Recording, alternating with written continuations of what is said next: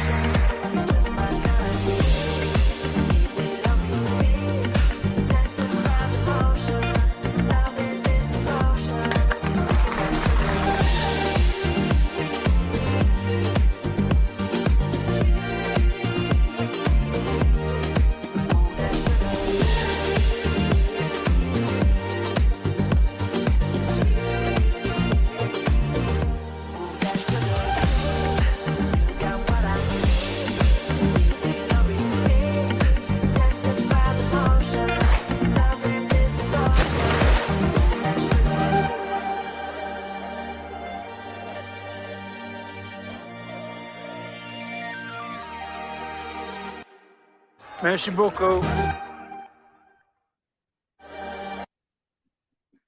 Hello, friends and esteemed colleagues. It's a real joy to have you all join us today for this very first climate literacy webinar, one of the very earliest outputs of BFI National Lottery Sustainable Screen Programme. I'm Keir. I'm a white man with brown hair, glasses, and a blue and white striped t-shirt.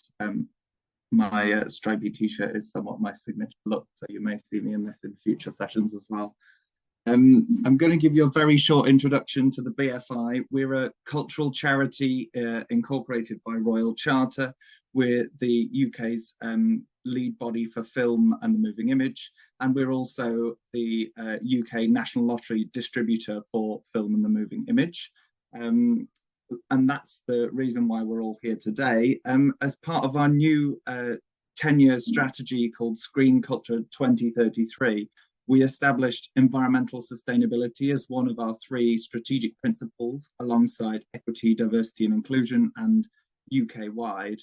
And these 3 principles really underpin all of our work as a cultural charity, but also as a national lottery distributor.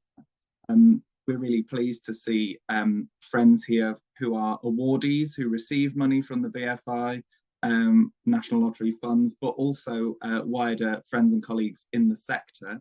And this session is open to all. It will be recorded and we'll talk a little bit about that afterwards, but we really encourage you to share this as widely as possible after the session.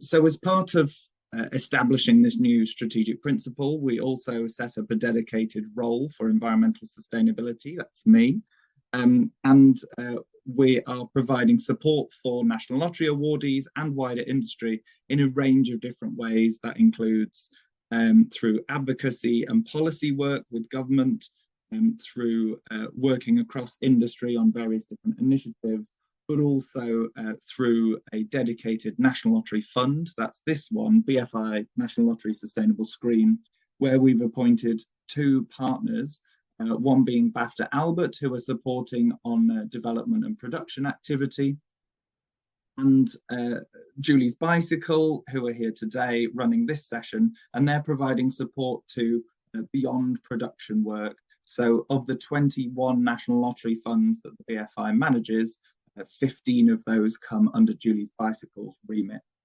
It's a really broad spread of activity across exhibition, distribution, international production services, skills, training, education, and all of those areas of the screen industries that we all work in. Apart from that, you'll hear a little bit more about what the BFI is doing later on in the session, because we have committed to delivering our own route map to net zero for our organisation. We host the National Archive for Film and Television just outside London at Berkhamsted and at our master film store in Gaydon. And I'm going to talk a little bit later on about what we're doing on our own sustainability and our own journey to net zero. But I just wanted to say, you are very warmly welcome in this session, and we look forward to talking to you more over the next 90 minutes. Thanks, Keir. And it's fantastic to be working so closely with you over the last few months. We're really, really thrilled to be doing this work. Just to tell you a little bit about what we're going to be going through today. Our key aim really is to do some scene setting. We've got an hour and a half, which isn't massive, but to do some scene setting and build understanding around the climate nature justice crisis and how culture, creativity and screen is responding, and also hopefully to provide some food for thought about what you could be doing, whatever it is that your area of work is. We won't be going into the details of the BFI Sustainable Screen Programme. Work on that is ongoing. We're having discussions with different funded, National Lottery funded organisations and groups separately. And we're also providing some support and resource for the wider sector. And today is the first key step in that. We are going to take a look at the climate, nature and justice crisis to understand that better, what the causes are and what the science is telling us. We're going to have a look at the role of culture and creativity more broadly, and then of course in particular the screen sector response and the areas where the screen sector in particular beyond production can take action. A few things on housekeeping. So we have enabled auto captioning for the webinar. If you want to turn it on, there is a button at the bottom which says show captions, which you can use. We have, because we have a webinar today, we have both a chat and a Q&A function. You can use the chat for general comments and sharing. And if you have any particular issues, you can also contact Danielle if you need some supports. And you have an option within the chat either to message the whole group or just to message the host and panelist, which is ourselves. And we will also be, we have the Q&A function. If you have questions as you go along, please use the Q&A function. We will do our best to respond as we go along. And hopefully, if we don't, we will have some time at the end. And if we don't have time at the end, we will do our best to get back to those specific questions after the webinar. Keir mentioned already, we will be making the recording and the slides available after the webinar on the Julie's Bicycle website. We will also, we'd love to get your feedback, especially this is the first webinar onto this programme. And we'll have a few quick questions, which we would really appreciate if you could respond to, and they will come up as you as the webinar ends and as you are exiting. So a little bit of introduction to Julie's Bicycle. Who are we?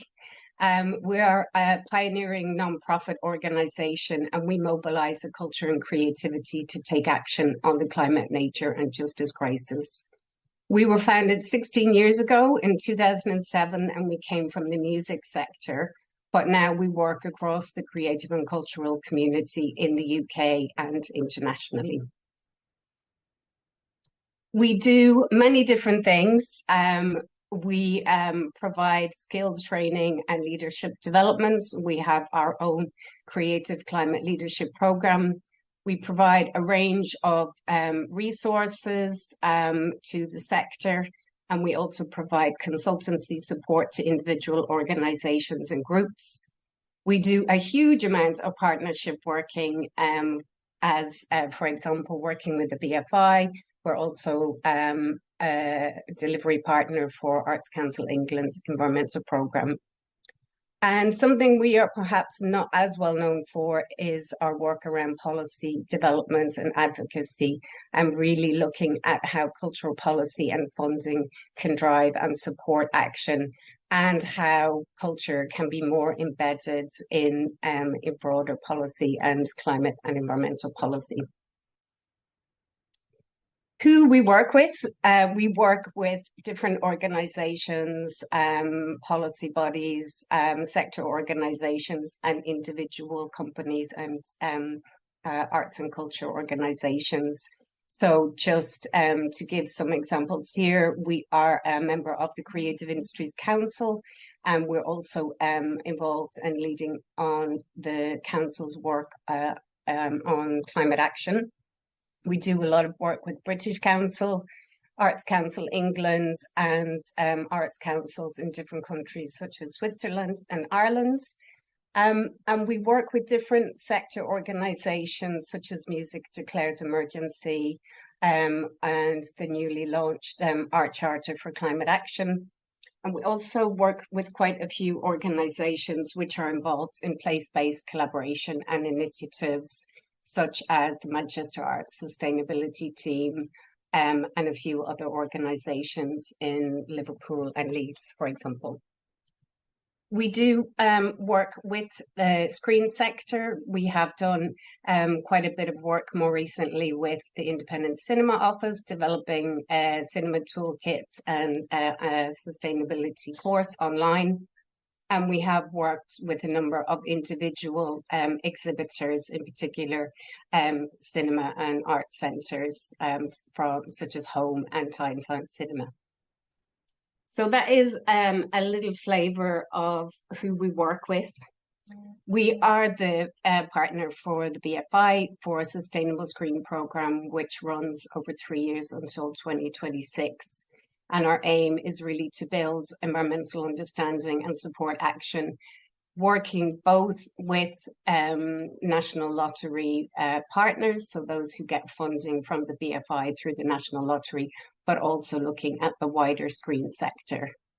As Keir mentioned, the programme has got two strands, and one which is delivered by Albert, and the focus there is very much on production and filmmaking, and ourselves, Julie's Bicycle, and we're focusing on wider screen activity as we have started to refer to it as beyond production.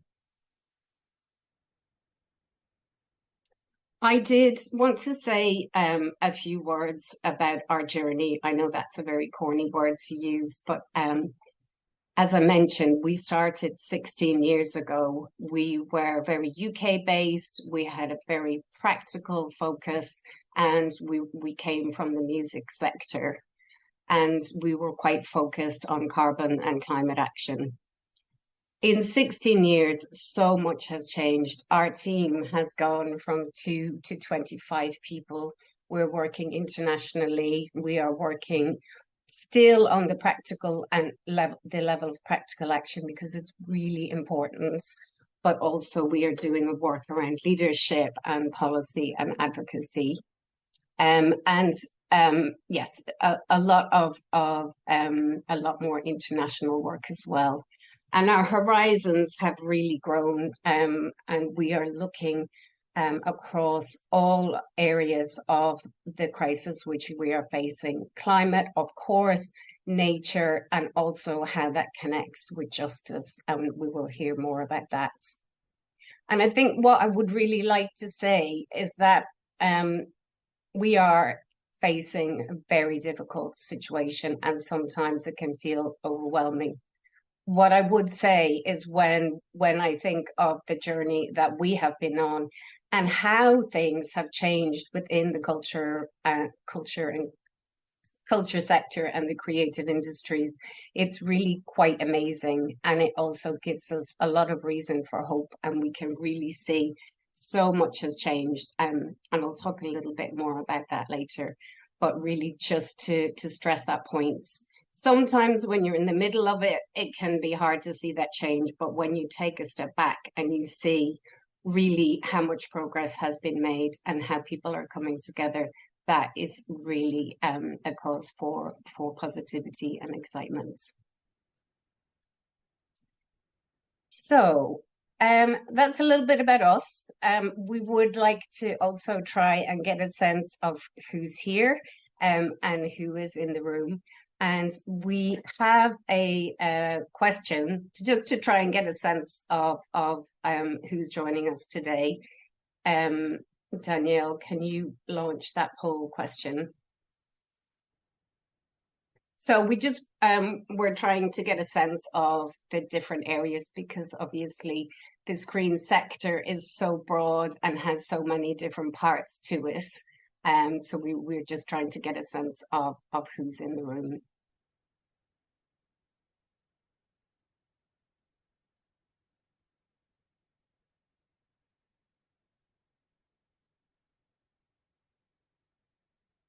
Okay, we're getting there. We're getting there, 75%, almost.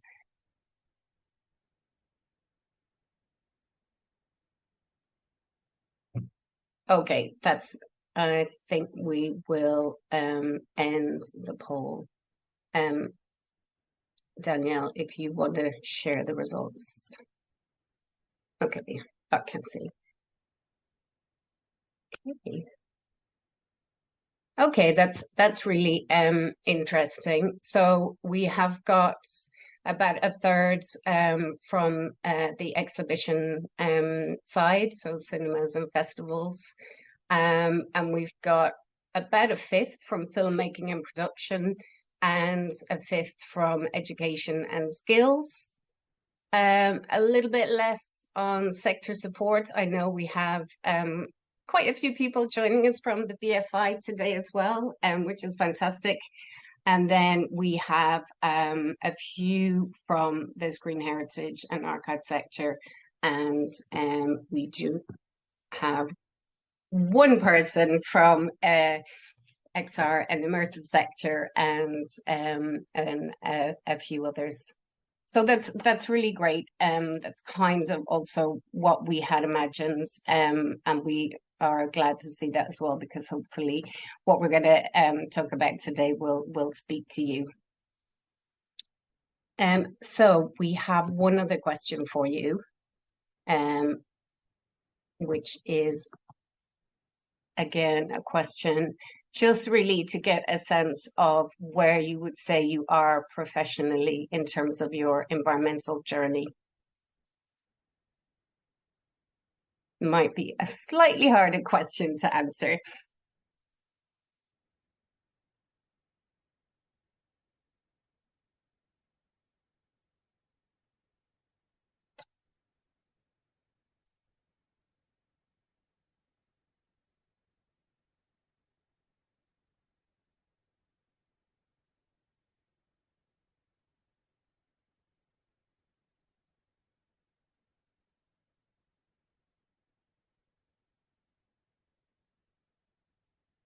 Okay, I think we will end that there. So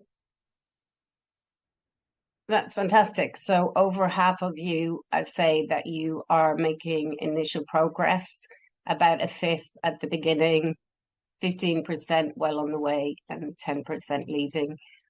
So that's really, really great to see. We didn't imagine anybody would be coming today if they had no interest or they were nowhere on their journey. We have done this session today more thinking of people who are earlier on in the process. So again, this is good to know. I think hopefully what we will cover will speak to you in particular if you are earlier on. And those who are making more progress and leading, we definitely want to hear from you at a later point. So thank you. That's been helpful to get a sense of who we've got here. And also we have so many people, which is fantastic. And I'm going to hand over to my colleague, Amy, now, who is going to do some scene setting. Amy. Thank you, Claire, and hello, everyone. I'm Amy Hanko, pronouns she, her, and I'm a Black mixed-race woman wearing a black top and a yellow scarf. So as Claire said, in this next section, I will give a bit of an overview of what we understand by climate, nature, and justice crisis to have to set a bit of the context of today's session.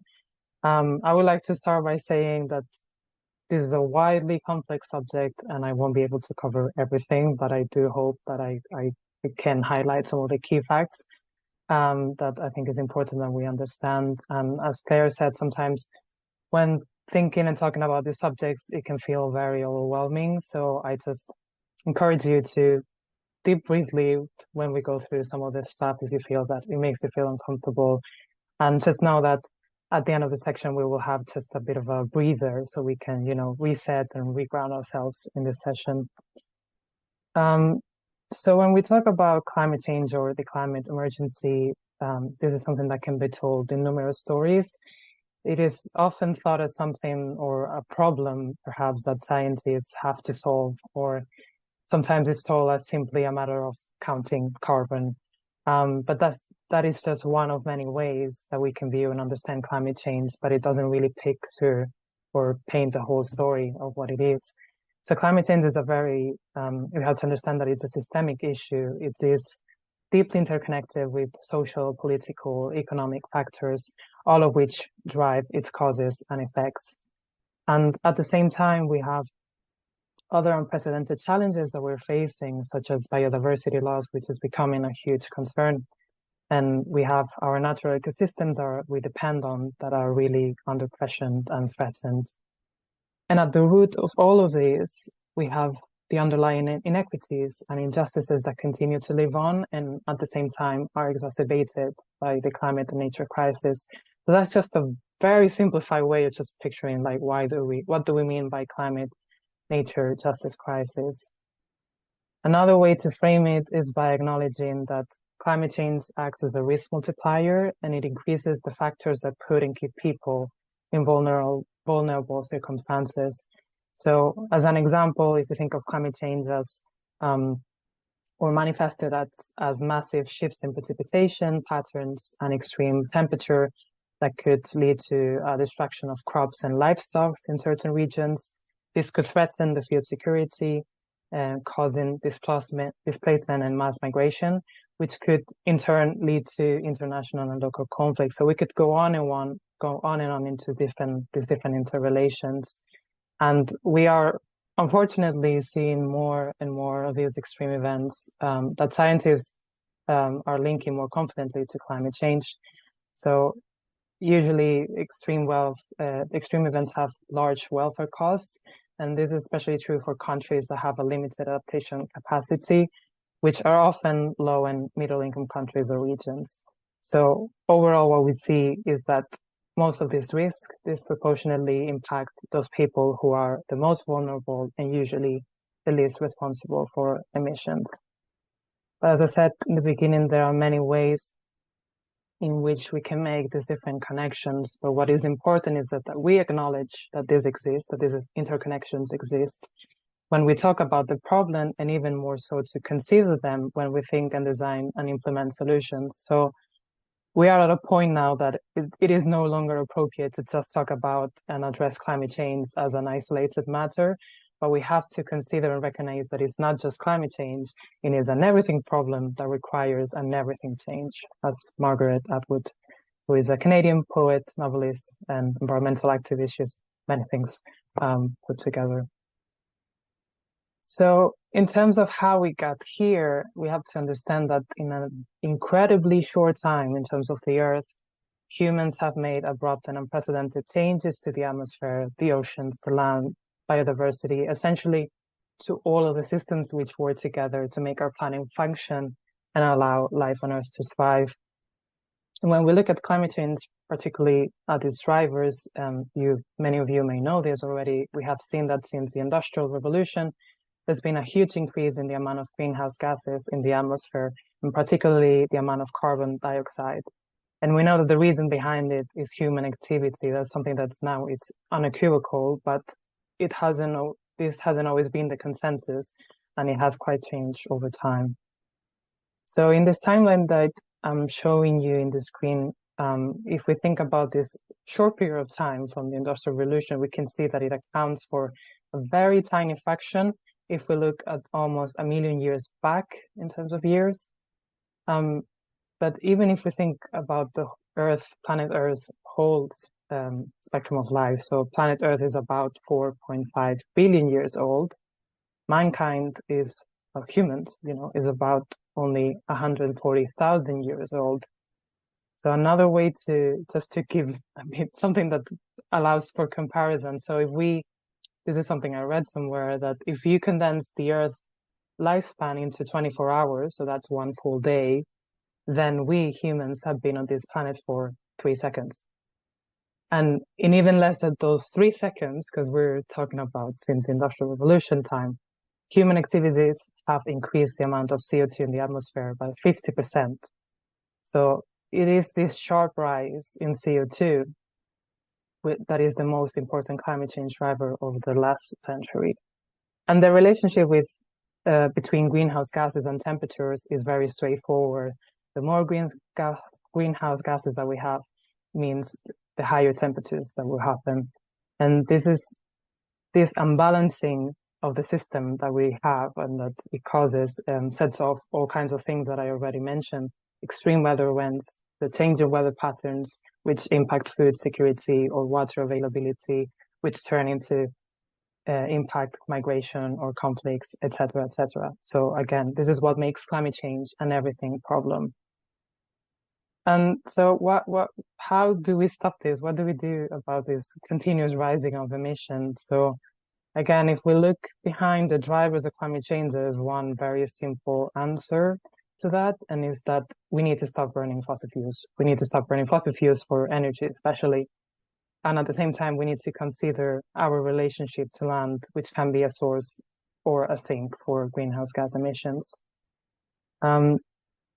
So of all the concerning greenhouse gases, carbon dioxide is the most important one. It represents the majority of our emissions, and the vast majority comes from burning fossil fuels for energy, which we then use for electricity, heat, transport, manufacturing, construction, etc.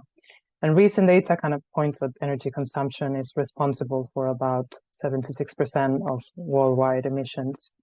So, and also some of the carbon emissions do also come from land use change. So this means things like cutting down forests, usually for agricultural purposes, and in some cases as well from industrial processes. So don't get overwhelmed by this massive chart. Some of the things that I've included in this presentation, I'll leave them more for you to kind of dive into if you want to go more behind the details. As you see, there's also other greenhouse gases of concern that we emit, but in a rather smaller proportion that we have compared to carbon. But again, the point that we have, or that I want to make, is that we have to stop burning fossil fuels to get energy. And as I mentioned, carbon is the most important greenhouse gas because it basically stays forever in the atmosphere. And as I said, the relationship with global warming is very straightforward. The more the emissions, the hotter it's going to get. So we have some carbon dioxide that stays in the atmosphere for 10,000 years. So if we think about when the pyramids were built, that was 5,000 years ago. So in considering the big picture, and when we think about what we need to do, what matters isn't really how much our carbon emissions are in a given year, but how many greenhouse gases there are in the atmosphere. What is the total concentration of where we end up? Because global warming is fundamentally linked to the absolute concentration of greenhouse gases in the atmosphere. And we have to understand that the warming doesn't happen right away. It takes some time for those effects to happen, but don't get too caught up on that. The key thing to understand is that the temperatures will keep rising until we stop putting more greenhouse gases in the atmosphere. Another way to put it when thinking of the solutions, if carbon emissions are zero, then warming stops. That's very clear and straightforward. And that's why fast cuts now matter. So in a way, we're making a bit more time for ourselves. So don't get caught up in thinking that it's too late. Everything that we do, it all matters at this point. And in terms of where we are now with global warming, the Earth is already about 1.2 degrees warmer than it was in the late 1800s. And we're already feeling the impacts. We're seeing everything that is happening, locally, globally, heat waves, flooding, wildfires. And on the other side, we have emissions that are still continuing to rise. So at this current pathway, we are heading for a warming at the end of the century of between 3 to 5 degrees. Unless we dramatically change course. But it's important that we understand that 3 to 5 degrees at the end of the century, it could mean that for many parts of the Earth might be not inhabitable for people and other species. But don't get too caught up on, targets that you can see when it comes to climate policy. 2 degrees is not a target. 1.5 is not a target. It may be around a nice round, convenient number for policy, but 2 degrees is not safe. It was a limit that arose out of reluctance to acknowledge how serious the situation already was in the 1990s. So back then, scientists already concluded there is nothing necessarily safe about a 2-degree limit. And as we predicted, we are now seeing how serious those impacts are at just only 1 degree of warming. And also, when we talk about global warming, we have to understand that this is an average. So the impacts are felt differently across the world. So the areas that are further away from the equator will experience twice the change. So when we speak of 2 degrees globally, that could mean about over 4 degrees of change in some areas. So what do we actually mean with unacceptable, or what would be an acceptable level of warming, and acceptable for who? I think those are some of the things that we have to consider, and again, reinforcing that idea that every fraction of a degree matters, and it matters to millions at this point. But we have to acknowledge that different countries and groups of people carry different responsibilities, and this is both past and present. So emissions are unequally distributed within and between countries. And I just use I'm going to show a few maps in the next slides just to highlight this. But if we look at present emissions and at emissions per capita, which is what is showing in the screen, we can see how uneven this is across the world, with a dominant kind of picture from the global north compared to the global south.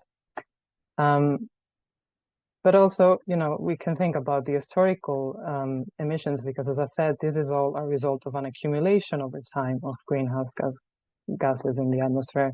So if we look at the historical and cumulative emissions, we can see that there's a clear disparity with the EU 28 countries, for instance, and the US when compared to other regions such as Africa or South America. So this is the part of the historic responsibility that we carry. And quickly, just another way to visualize this, we like to use these maps because they're very easy to see in that sense, but it kind of shows it in proportion in the map. It kind of distorts the proportions to show, in this case, the historical emissions. So specifically in this case for energy use, which still remains relevant because CO2, as I said, can remain in the air for centuries. And we can see in this map that Europe and the US dominate, having released around half of the CO2 ever emitted. And this contrasts quite heavily when we look in comparison to how many people are vulnerable to climate impacts and where in the world they are. So I already said in the beginning, climate-related risks disproportionately impact those people who are the most vulnerable and usually least responsible for emissions. And this is just one dimension of the climate justice movement and framework as well. We know, and there's no discussion, that climate change is tied up with capitalism and colonialism. And even the latest IPCC report, this is the Intergovernmental Panel on Climate Change, it includes colonialism as a driver of climate change, recognizing in the end something that campaigners have known for decades. Power structures which serve profit over the planet come at the expense of countless lives and ecosystems. So this is a map of the countries that were either colonized by Europeans or influenced by colonization over time. And if we look at many current low and middle income countries or regions that were historically colonized, we know that the colonial system profoundly shifted how their economies function. And in many cases, it caused that populations were kind of moving or migrating and reestablishing or it kind of like determined where populations live for resource extraction. And that makes them now much more vulnerable to climate hazards and also at the same time with fewest means to adapt to recover. So again, this is all part of the historic responsibility for climate change, and it is at the very heart of climate justice. But the way that we take action also raises ethical, equity, and rights issues. So even today, our climate solutions can perpetuate those injustices. So for instance, maybe you know this or you've read about it, that is starting to be more part of the conversation. So lithium extraction and mining, which is something that is needed for power electric vehicles or to store wind and solar powers, has stoked grassroots resistance in many countries because in some regions it's been proved that lithium mining has imperiled water access, it has threatened biodiversity, and it has violated indigenous rights. So when we think about the solutions, this is about recognizing extractivist, neo-colonial, economic, and political systems that sit at the very roots of the nature climate justice crisis. And this also manifests as unequal power relations, both in terms of the accountability and both in terms of who gets to participate in the decision making. So in that sense, climate justice movements, or as a framework, seeks to redress the systems of power that continue to extract from, oppress, and harm people on the planet. And it is deeply interconnected to racial justice, gender and disability, labor rights, land justice, the rights of nature, and environmental justice. So it's crucial that we recognize these intersectionalities and address it somehow in a holistic manner. Even we recognize there's a complexity to it, but that's the way that we can truly ensure that the responses to climate change do not lead to greater inequalities or climate injustices, both in the present and future. And so in addressing these multiple complex challenges that we face, we should also ask ourselves questions such as who gets to pollute or degrade ecosystems, who is benefiting, who is vulnerable, who is paying, and as I said, who gets to decide what happens next, who is part of those decision-making processes. And time has proven that there are a lot of interests, aka money, defending the status quo. And at this point, we are at a point, that we have done more damage knowingly than we ever did unknowingly. So I'll leave that just as a reflection for everyone. But as I said, take deep breaths. So we have to also, as I said in the beginning, that there's many different ways to talk about climate change, and usually the carbon conversation is the one that tends to dominate. But it's important that we don't get like carbon tunnel vision. And we take this also as a chance to reconsider our relationship to nature, because many of our life support systems are currently under threat. And we are now at a point where we are pushing the planetary boundaries within which humanity can continue to develop and thrive for some generations to come. And as I'm showing in the screen, climate change is just one of them. So just quickly on what I'm showing on the screen, what are the planetary boundaries? Maybe some of you are familiar with it. Scientists back in 2019 in Stockholm, they developed this model showing how the 9 most important Earth systems are being altered by humanity and where the limits to each of these systems lie. So the idea is that if we stay within these boundaries, humanity can thrive. However, if we exceed these boundaries, then we risk the safe functioning of these vital processes, many of which are already deeply interconnected. And unfortunately, we are now at a point where we already crossed 6 of 9 of these planetary boundaries, and we don't know how long we can keep pushing these boundaries before combined pressure lead to irreversible change and harm. I'll just add that one positive note around this. So as you can see, there's the stratospheric ozone depletion as one of the boundaries. This is something that you probably remember that was pretty much part of the conversations that we needed to do something as the hole in the ozone layer was becoming bigger and bigger. And over time, we've kind of managed to go back to that safe operating space. And that could be, as a result of action that we undertook. In this case, maybe you remember the Kyoto Protocol, just to limit the kind of particles that were causing this problem. So, there's things that we can do to reverse and be back in the safe operating space. But overall, the message is that we urgently need to remind ourselves that we depend on the natural world for clean air and water, for food security, for materials, for our health, our livelihoods, and also in temperature regulation. So forests, wetlands, and oceans have a hugely important role to play in regulating climate change. And at the same time, it's important that we recognize that we as humans are part of the natural world too. So we operate as part of the web of life, just like any other species that we share this planet with. So this means that we depend on them for our own survival, but at the same time, we also have a role to play in helping the systems continue to function and thrive. So let's rethink how we can be part of these systems in a more harmonious ways rather than just extract and use them for our own benefit. And we now are at a point that we recognize that biodiversity loss, as I said, that's something that it's gaining a lot of attention now. Biodiversity loss and climate change are interconnected, but in practice, when we've addressed these challenges, we've done it separately. So right now, climate change is already driving biodiversity loss in a number of ways. But we have to understand that more diverse ecosystems are more able to survive change. So as nature and biodiversity decline, our resilience to climate change impacts decreases, as does the ability of the natural world to regulate and reduce emissions.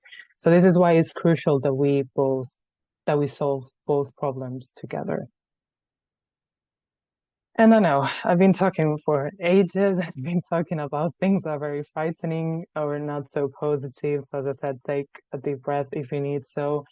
But I just wanted to make sure that we ended on a more slightly positive note when it comes to this section.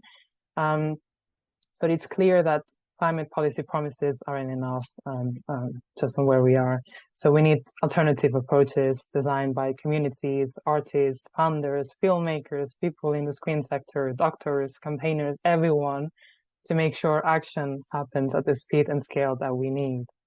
And what we see, as Claire mentioned, we've seen, in the arts and culture sector-wide responses, and then globally, we're seeing that there's a huge concern and a growing push for change. And we see this from activism to litigation. Perhaps you've been following news of growing movements that are using legal action to challenge governments and polluters. But also we see that from investment to divestment, from an increase in the use of renewables on to rewilding and repair. Some countries have started to include the rights of nature in their laws, similar to the laws that protect human rights. So there are many, many great things that are already happening. And I do encourage you to actively look out and search for those positive stories, because we know that media and, mainstream news, we tend to talk about the problems and what is going wrong. And these kind of stories are not necessarily as shown and shared widely. So, and the last bit, I just wanted to mention that also in when designing the solutions, it's not only about acknowledging the urgency of this moment and keeping ourselves really accountable and responsible, but also could this be an opportunity to rethink what it is that we value as societies and make those decisions about what actually matters most to us. And as I said, can this not only be, a much needed approach, but also a great opportunity for us to reconnect to nature and reaffirm our role in it in a more harmonious way? Can this be part of what gives us hope and courage and turn into something active, turning into action? And I just wanted to end with this quote, this hopeful quote from Tille Bastida, which is a Mexican Chilean climate activist, and they address on that it's time to change our mindset towards implementing solutions. So a vibrant, fair, and regenerative future is possible, not when thousands of people do climate justice activism perfectly, but when millions of people do the best they can. So I'll leave this out in the open as something that I believe we should continuously reflect on. But as I said, we just wanted to give ourselves a bit of a break so we can recenter ourselves, just breathe through these difficult things that we just saw. But and we wanted to kind of raise this question to you, and understanding that we are part of nature as something that is crucial for positive change and action on the climate, nature, and justice crisis. We would like to know from you if you want to just reflect on it, but if you feel like you want to share that in the chat, please do. But let us know how and when do you draw inspiration and sustenance from nature. So we're gonna leave about 3 minutes just for you to sit in and reflect on this, but feel free to share any thoughts you have in the chat. Feel free to do anything else you need to do if you need a short break, and we'll just continue in 3 minutes. Thank you.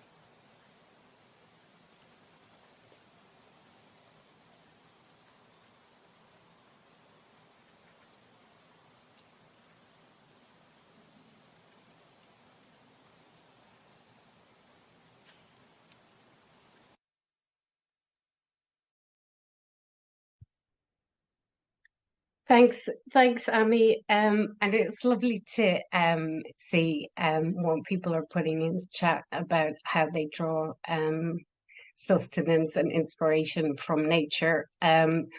I know, as Amy said, there's a lot of information to take on within what Amy has gone through around the climate, nature, and justice crisis. But it's really important to understand where it comes from, where we're at, and also to think about what we need to change to really create a better future. In this bit, we're going to look a bit more at the role of culture, creativity, and of course, the screen sector. We also have got some video that we will be showing over the course of this. So again, just remember, if you have headsets on in particular, just be careful with your sound settings. So why is culture and creativity so crucial and so important to what we are doing and what comes next? The first thing to say is that the climate crisis is a cultural crisis. It stems from a dominant global north culture, which is rooted in this idea of eternal growth without limits, ever increasing GDP, which is based on unsustainable consumption, on inequality, extractivism, and a disconnect from nature. And as Amy very clearly pointed out, it impacts the least responsible and the most disadvantaged communities and people the most. We know, and we have seen, sorry, Amy, if you can stay on that slide, thanks. We have seen that the science, the policy, the technology and investment alone have not yet been enough to drive the kind of change that we need to protect what we love, to survive and to thrive. What we also need is hearts, minds, and a shift in our cultural values.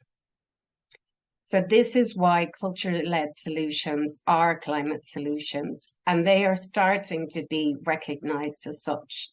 There is a growing recognition of the role that culture can play and of the need for culture-led solutions. And last year, for the first time, the Intergovernmental Panel on Climate Change in their sixth annual reports recognized the role of sociocultural option and behavior change as an enabling condition for achieving climate resilient developments. It might sound obvious, but it is the first time that has been recognized as an enabling condition on top of everything else, of course, that we need, the policy, the technology, and the investments. And there has really been a big push, in particular since the COP26 climate talks in Glasgow, advocating for a more formal inclusion of culture and the creative industries in international policy making in particular. So that's why culture and creativity are so crucial to connect, to inspire, to imagine, and of course, to act, because they can create the shift that we need in the values and what we value. For example, going from this idea of consumption, constant consumption, to care, from the individual to the collective, from the extractive to the regenerative. And I think also in particular, this idea, which Amy has also spoken of moving from this egocentric approach where we see ourselves as the dominant species, nature is there for us to take from, to pollute, it doesn't matter what we do, to moving to an ecocentric approach where we understand that we are part of this ecosystem and that we need it and that we rely on it and that it gives us sustenance as well. And this, I think, yeah, with culture and the creative industries, and of course the screen sector, are so uniquely placed to create this kind of shift because they have that ability to motivate change through storytelling, a unique ability to inspire and to inspire connection and empathy, and really to change the narrative. And we have a lovely example here of an approach to changing the narrative, which we will show now. So just be careful, the sound might get loud. Imagine what more we could do.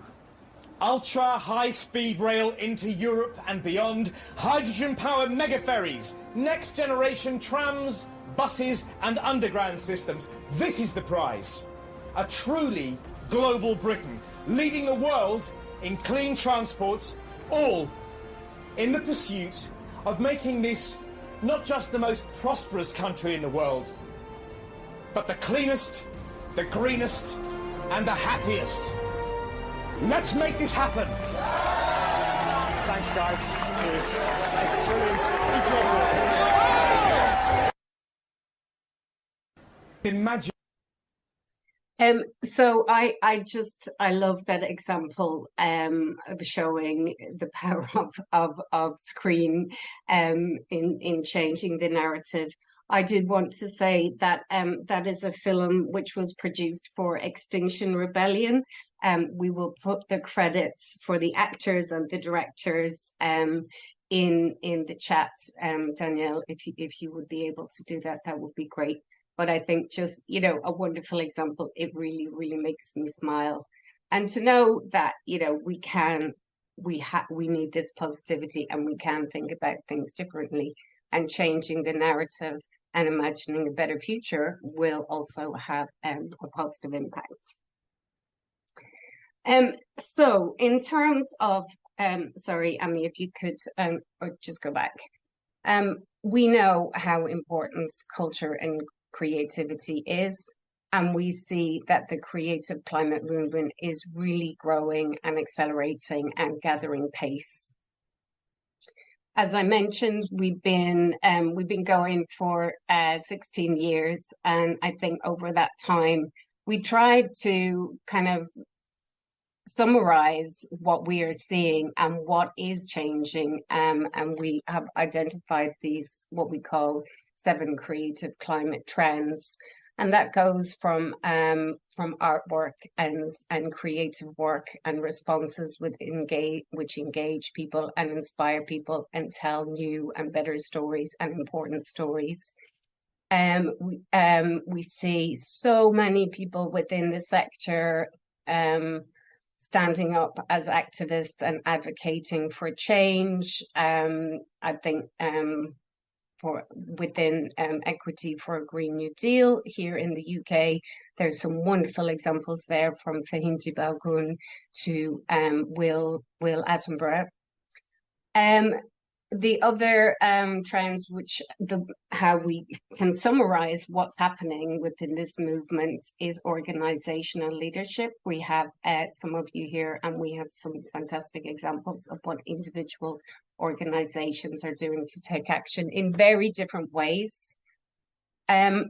Design and innovation, this is crucial, and this is absolutely some amazing examples from within the sector of new ways of thinking and doing things, new materials, new design. Collaboration, absolutely key, and there is so much collaboration happening. It's amazing. Sorry, I mean, if you could just go back. And I will say a bit more about that. Another, the 6th trend is around pathfinding, and that's organizations who are really at the intersection of culture, creativity, and climate action. And we would include ourselves within that. And there's some amazing organizations now in that area as well. And the 7th trend is around policy changing. What can policy do and funding do to drive and support change? So I would like to say a little bit more about collaboration, because that is absolutely crucial. And we have seen, I would almost say, like an explosion of collaboration, in particular around over the last 3 to 4 years. And there's some wonderful initiatives and emerging examples, from the Music Declares Emergency to the Vision 2025 initiative, which is focused on outdoor events, the Theatre Green Book, which is now developing into the Arts Green Book, which I imagine some of, or many of you will have heard of. And then a lot within the visual arts sector as well. The Gallery Climate Coalition does amazing work. And the newly launched Art Charter for Climate Action, which is a global initiative for the visual arts sector. So that is really fantastic to see, because it's getting really specific and looking at the solutions for particular types of activity and art forms and creative work. And the other key thing that in terms of collaboration, which has really grown over the last few years, is place-based collaboration. Some of you, I'm sure, are already involved in collaborating where you are with different environmental initiatives, maybe with your communities. We've seen quite a few initiatives. I think Manchester was definitely the pioneer, the Manchester Arts Sustainability Team, that includes ITV and BBC, for example, and Vector Studios, and the Lee Film Factory is, yeah, what's happening in Manchester has been going on for a long time. Is a wonderful example, and we're seeing that now in different places, from Leeds, where you have Sustainable Arts in Leeds, Sustainable Arts West Midlands, which Mac Birmingham is a part of, and Shift in Liverpool. And these are a few examples. And perhaps some of you here today are actually already involved in some of those collaborations.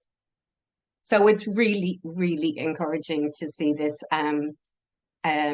different approaches and different types of collaboration.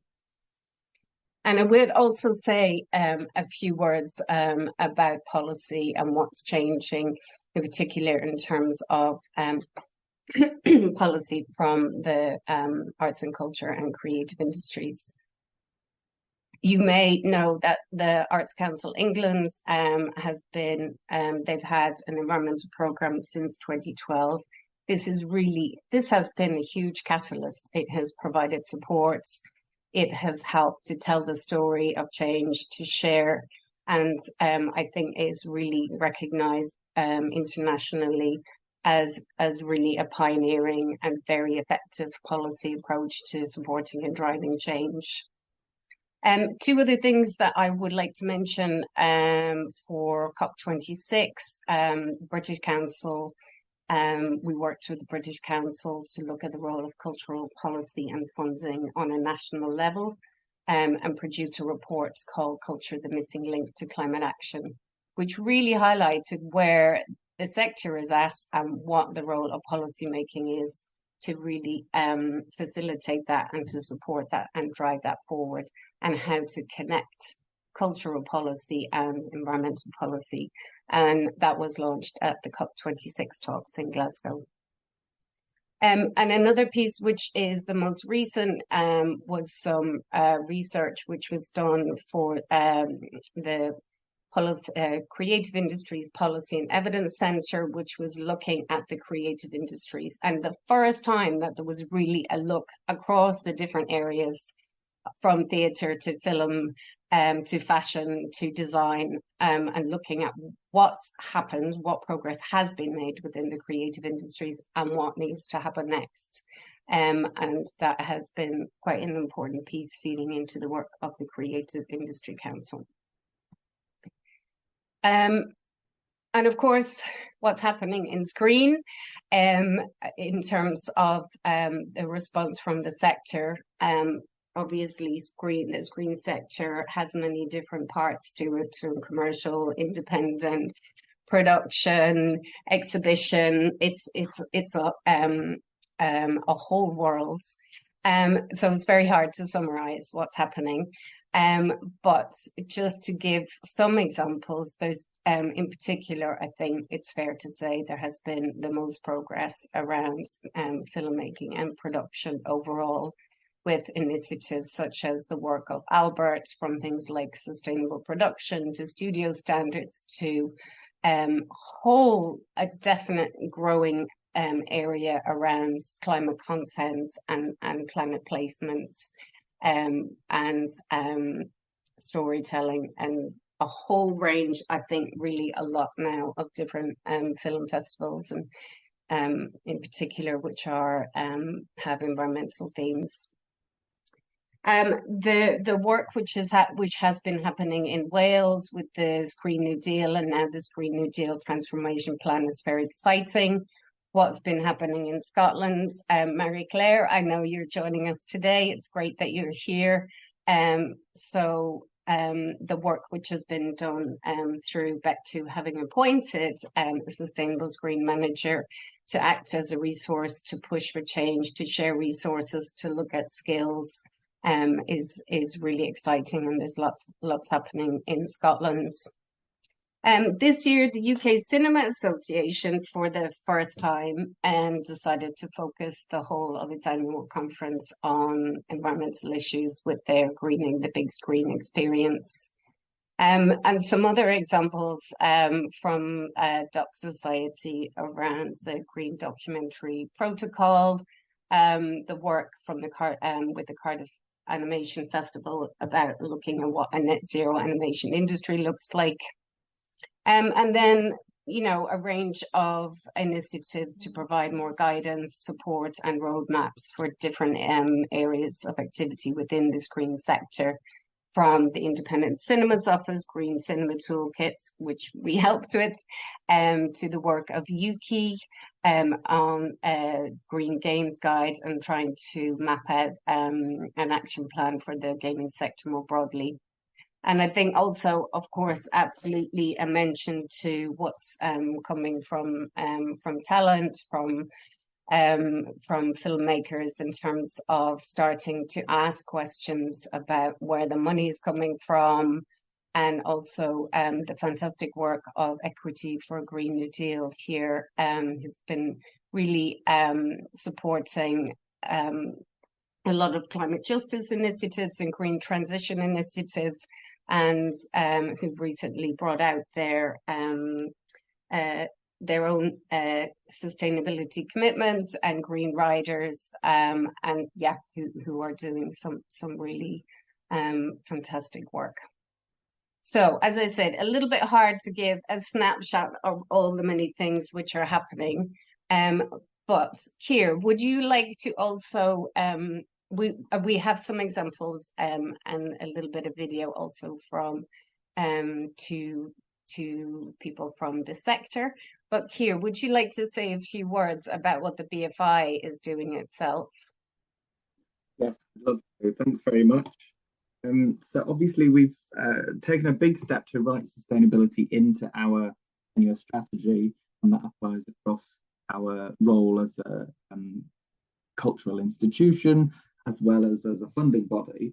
And we're also very mindful not to be asking more of industry and awardees than we do ourselves. You know, a lot of what the BFI does, it intersects with what industry does. You know, everything that you can imagine out of the screen industry life cycle, we do a little bit of ourselves, including exhibition, distribution. You know, we've got video on demand services, and even through to archives, for example.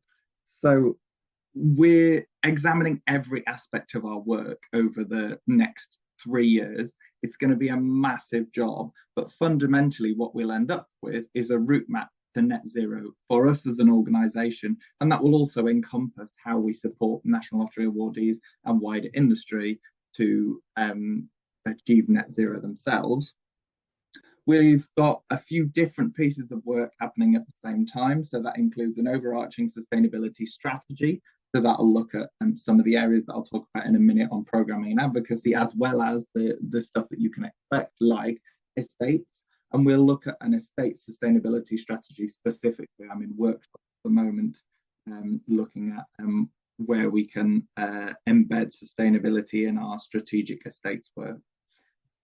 We've got 5 sites around the country. 3 are in London, 2 are outside. One's in Warwickshire, just near Coventry, and the other is in Hertfordshire at Berkhamsted. Those are archive sites. And we have significant areas of energy use. So, for example, our cinema infrastructure, we know that somewhere in the region of 80 to 90% of a cinema's carbon emissions, our heating, ventilation and cooling. Thanks very much to UK Cinema Association for that factoid. I think you're in the session today. So I learned that fact at the UKCA conference earlier this year. But we've also got archive sites, and the Master Film Store at Gaydon chills some of our nitrate film down to -5 degrees all year round, which in the summer, when we had a 40 degrees August last year, there was a huge amount of energy. So we're using a baseline of 2018, 2019 for our carbon emissions specifically, and we've managed to reduce emissions by 29% so far, with an 11% reduction in scope 1, which is specifically energy usage on site. We're expecting that to increase quite a lot in the coming months, partly because we've just installed a new set of solar panels at our Master Film Store. That's the one that chills everything down to -5 degrees. And part of the reason why we chose solar panels is because we had the space for them on site, and also because on the days when it's sunniest and warmest, when the solar panels are working most effectively, that's also the days when we need to work hardest to chill the inside of the building. So there's a really nice counterbalance there in our own energy generation. We're looking at ways that we can decarbonize our buildings overall. If anybody here has been to the South Bank, BFI South Bank, you'll know that it's not a very energy efficient building. We're undertaking a heat decarbonisation study at the moment in preparation for some big decarbonisation investments, and that'll tie into our estate sustainability strategy and our wider estates work. But then in our sites outside of London, we've also got land for biodiversity initiatives. We've been working with the biodiversity working group at our Berkhamsted site. We've been teaching people who work on site how to do scything, and we've been encouraging natural methods of land management at those sites so that we can increase biodiversity. And we're also aware, for anybody who's thinking about doing any building work, there's upcoming biodiversity net gain initiatives coming in. We're very aware of those. We're looking at the impact of those for cinemas across the sector as well as for ourselves. And then a couple of other points that I wanted to flag with you. We do programming at our sites, in our festivals and in our industry work. A couple of quick tips that I wanted to flag to you is that we have 2 climate and biodiversity themed film screening in amongst a selection of others at London Film Festival, which starts next Wednesday. So one of them is The End We Start From, which is a Jodie Comer film exploring a climate-related natural disaster. It's flooding in London. It's been described as a near future film, but in reality, it's just all of the flooding that you've seen this summer. I wouldn't call it near future myself. And then Wilding, which is a lovely documentary about the Knepp estate. We're doing some advocacy policy work as well, and we will share more of that information with you as it comes out. Things like the cultural, creative industries climate change charter that we're working on with Healy's Bicycle. Please come and talk to us. If you've got any ideas, if you've got anything that's a particularly burning platform for you in this area, we're more than happy to have a conversation. And there are so many conversations happening around this sector at the moment. So do come and speak to us about it, and we will be happy to get involved. Thank you, Keir. You are certainly a very busy man. So I just wanted to touch on, for those of you in particular who are earlier on in the process and trying to kind of figure out what you can do. We know it can really feel a bit overwhelming. What can you do? Where do you start? And I think we just wanted to share a few thoughts, in particular, given, all the shapes and sizes of organizations within the screen sector and the different kind of things that you do. And if you're really kind of starting out with this and trying to go, where do I start? I think, ask yourself a few key questions first. What is it that your organization stands for? Who do you stand with? Are you working with the sector? Are you working with audiences? Are you trying to develop education and skills within the sector? So who are you standing with and who are you working with? And what are the areas in which you would like to see change? And really, really important is to think about your levels of control and influence. Because if you are an organization who's providing support or developing, delivering skills training or educational activities, the key thing that you can do is thinking about, where you do those training activities, what's the location, how can you consider environmental issues and travel within that. But of course, the other key thing that you can do, but which is more within your influence, is thinking about what, as to use the Albert terminology, where's your option for planet placement? So think about it. That's really important to try and prioritize what you can do. Think about what you can have most control over, where you can most use your influence, and then there will be some things that you can't control, but that you are really concerned about. So what are your options there to push for change, to advocate for change?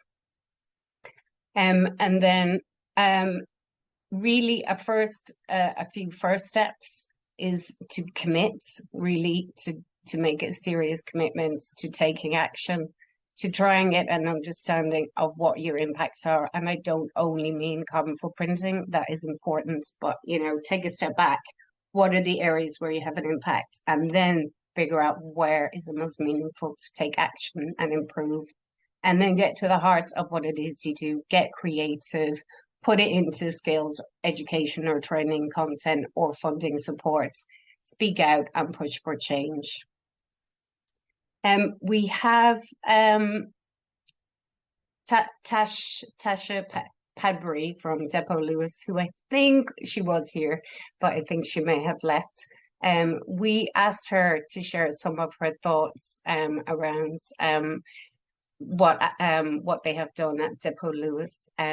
If Amy, you could share the video so we can hear from Tasha. Hello, my name's Tasha Padbury and I work at Depot. Depot is an independent 3-screen cinema with bar and restaurant located in the centre of Lewes, East Sussex. My role here is I'm the Office and Sustainability Manager. This is one lesson we have learned from our journey so far. Recruit a green champion and understand your impacts. Enthusiastic people power is the key. This can be one person or a team. Utilise existing team skills and get top level endorsement. Start by calculating your carbon footprint and monitoring it annually. It will give you invaluable knowledge base, create a practical framework and help prioritise actions.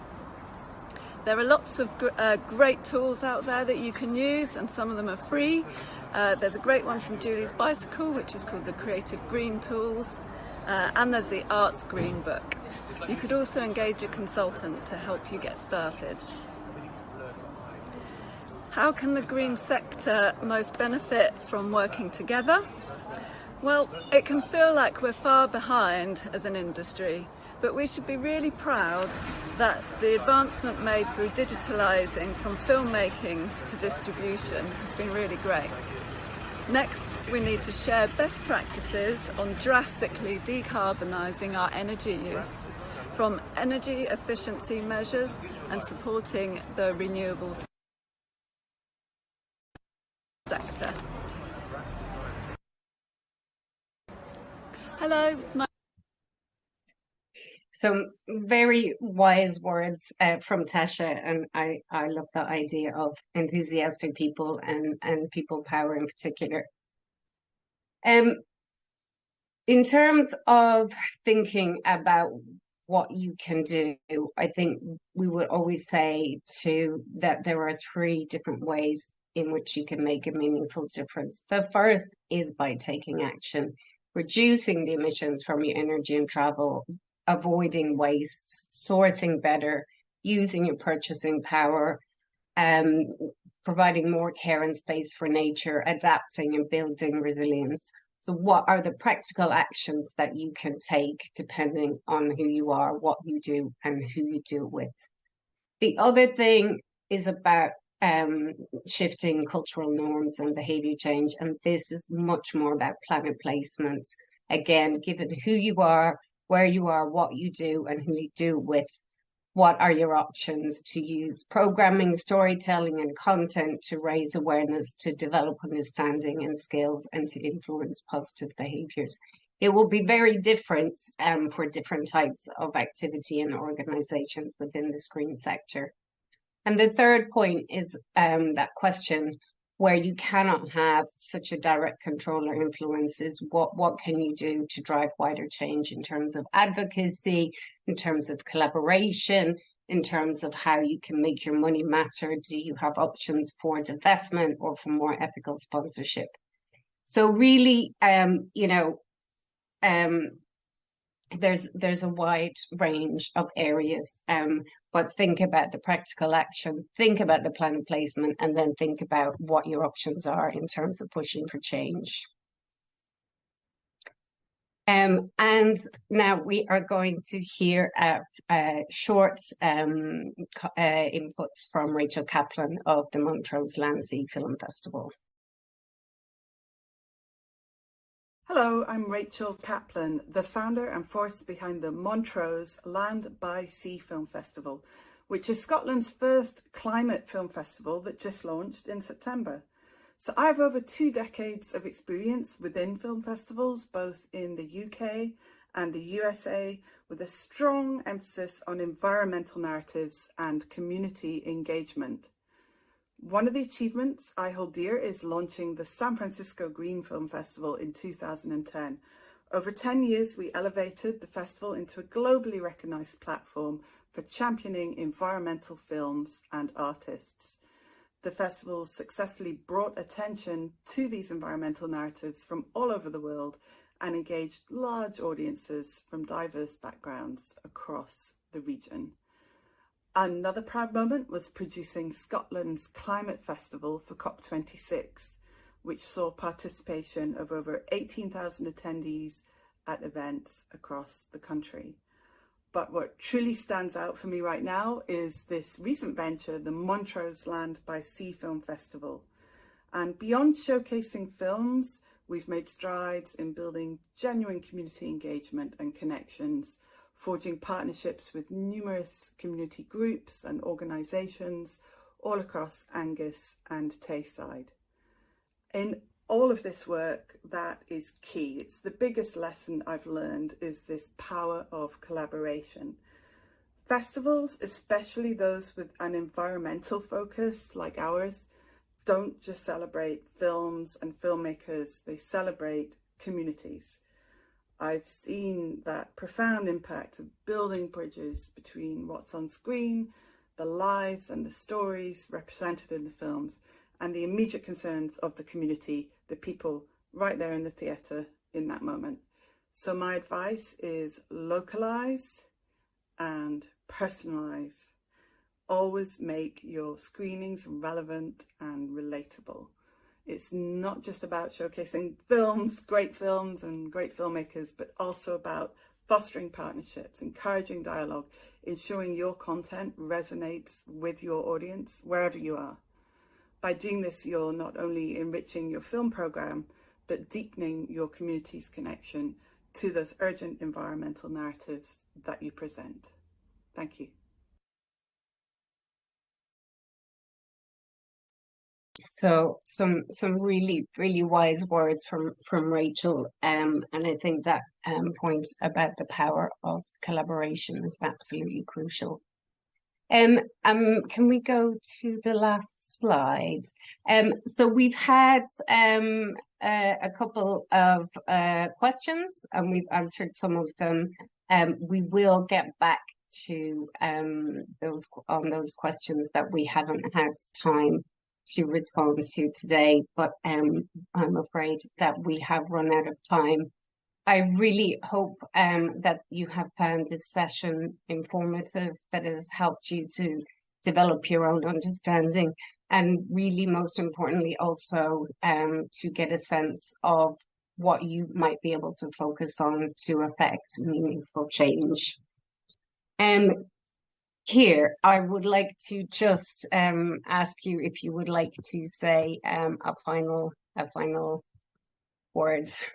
Only to say thank you so much to the Julie's Bicycle team. Thank you to all of you for joining us, and there will be more resources available. Have we shared the link to the Sustainable Screen website for Julie's Bicycle? That's where you'll be able to keep up to date with more information. We'll share that with you, and we hope to see you again at another webinar session in the near future. So thank you, really thank you for being here today. And the last final request is we did have a few quick questions in terms of feedback to ask, which will pop up as you leave the webinar. And we would really, really appreciate your feedback, in particular to think about, you know, what we could change or do differently in the future. And a big thank you to Amy and to Danielle, who's been also working away fantastically behind the scenes. Yeah, so we will look forward to further collaboration and working with many of you over the course of the next 3 years.